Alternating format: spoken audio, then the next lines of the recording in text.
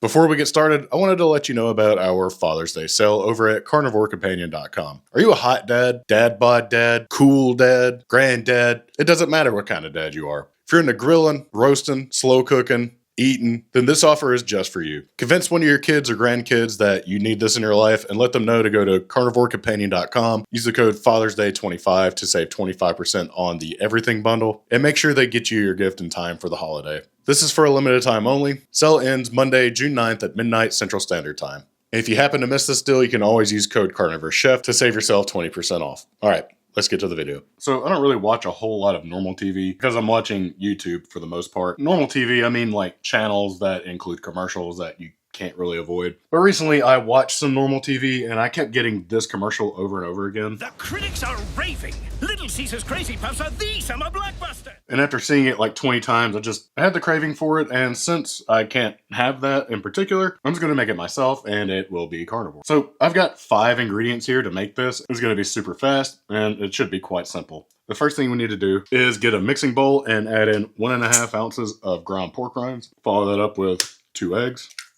And then just kind of fork it around. It'll look kind of like this, a little bit runnier than I want it to. But what I'm going to do is let it sit for roughly 5 minutes till it kind of hydrates through the pork rind. So 5 minutes. And it looks like this now. It's not such a soupy runny mess, which is what I was looking for. Next up, let's grab a muffin tin, and what we're gonna do is take this batter and start adding a little bit in there, and then run your hand under some cold water just to get it a little moistened so the batter doesn't stick to it. And all we're gonna do is push this down and work its way up the sides a little bit. So I still want it to be muffin-like, and I want the crust to almost be like a deep dish pizza. Just make sure there aren't any holes in the bottom of it. So let's go ahead, get the rest of our muffin holes filled. Next up, what we're gonna do is take pepperoni and mozzarella and layer them kind of like a lasagna, because that's what it looked like they did from the pictures I saw in the commercial and online. We'll lay a few pepperonis down, and then I will top each one with a little low moisture, fresh shredded mozzarella. And then we will repeat that like 1 to 2 more times.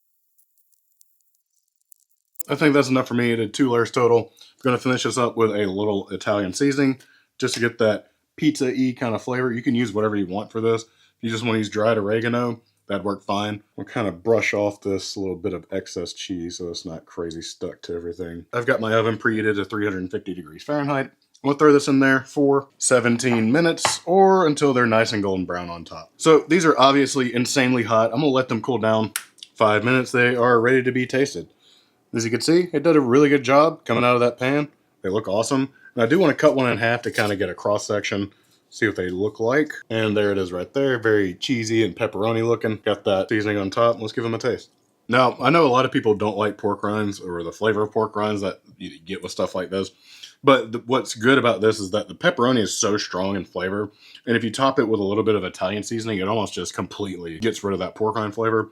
So if that's going to stop you from eating these, I would honestly just suggest trying this out to see what you think. Honestly, this is a great way to have pizza. You know, if you don't want to eat pizza and feel like a big old dumpster fire, why don't you just make these instead? It's got a good chew to it. It's got a good flavor, obviously. And that's what we're looking for.